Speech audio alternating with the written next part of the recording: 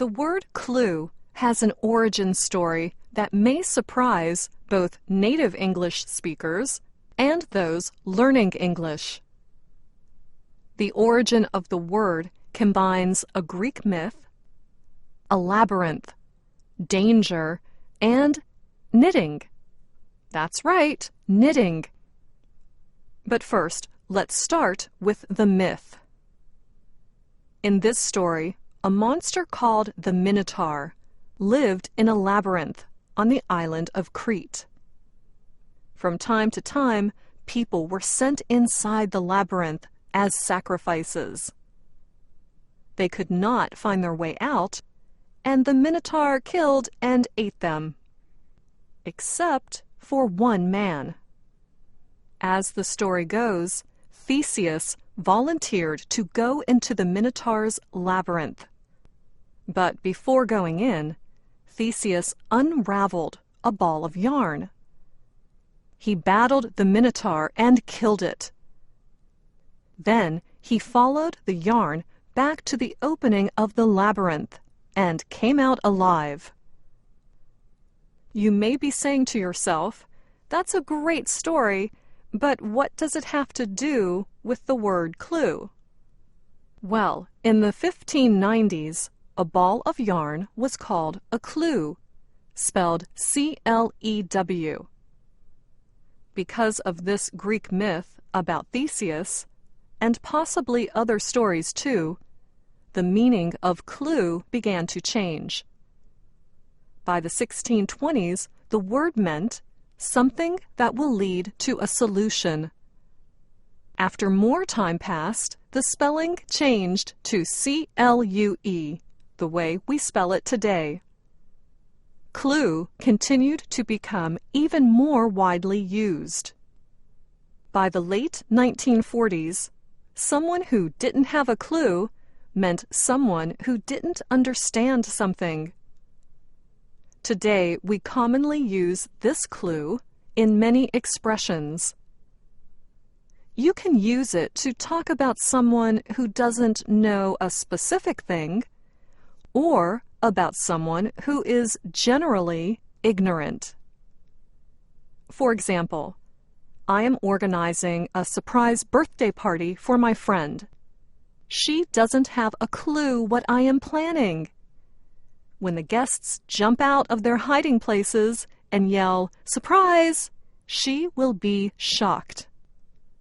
That is a friendly use of the expression, but it can also be used in a more critical way.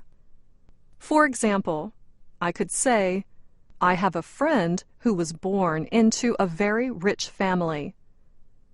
I feel uncomfortable when she complains about people who struggle to pay their bills on time. She doesn't have a clue how hard it can be to make a living." Instead of "didn't have a clue," you could also say "she is clueless" for both of these examples. Here's another example of clueless meaning a general state of ignorance.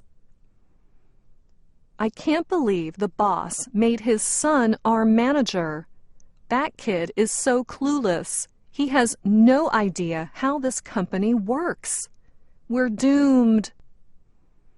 That's an insult.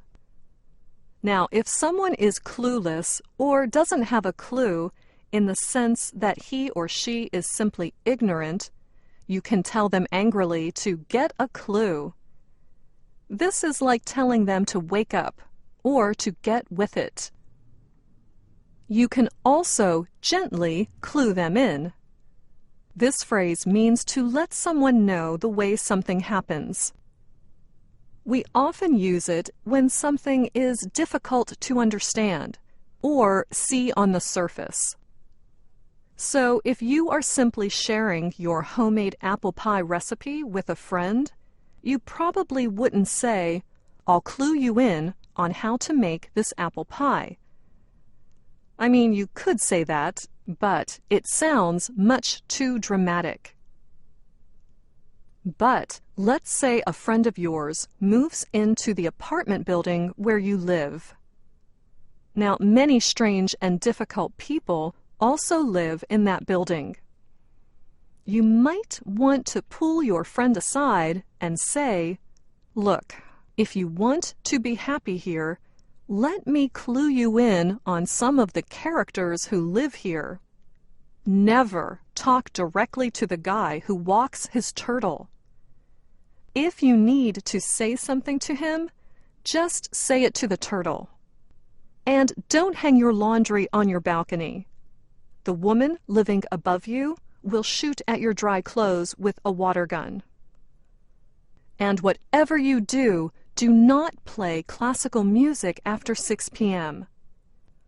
Your next-door neighbor was a conductor in an orchestra and misses it terribly. You will hear him crying for hours afterward.